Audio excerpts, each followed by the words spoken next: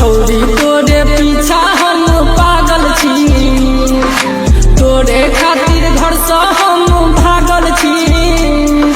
छौरी तोरे पीछा हम पागल छी, तोरे खातिर घर से हम भागल छी। हाँ तू सिंपल छी रानी तोर दामी छो स्टाइल, तोरे पर सब छोरा छौ अत घायल।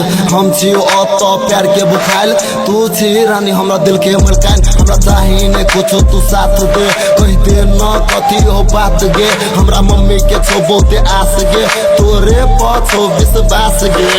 छौरी तोरे पीछा हम पागल छी, तोरे खातिर घर से हम भागल छी।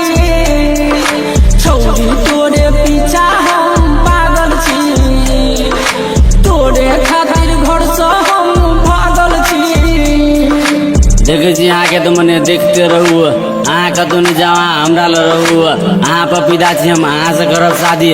हम अहाँ के राम, अहाँ हमर सीता छी। जादू छुपल अहाँ के मुस्कान में, पहले बेटे से ले हम दान में। अहाँ के झुमका किन देब कान में, चलू ब्यूटी पार्लर दुकान में। छौरी तोरे पीछा हम पागल छी, तोरे खातिर घर से हम भागल छी।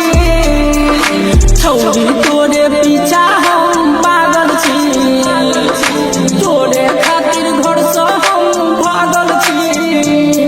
हाँ ये चांदनी रात ये तेरे लिए बात, तू है मेरा खास। बता दूं मैं आज हर वक्त तेरा याद आता मुझे, तू है कहाँ पर बता दे मुझे। याद करूँ मैं बातें तेरी, साथ चाहिए बन जाओ मेरी। इतना मत सताओ मुझे, हाँ पास आ जाओ फिर बताओ तुझे। हाँ छौरी तोरे पीछा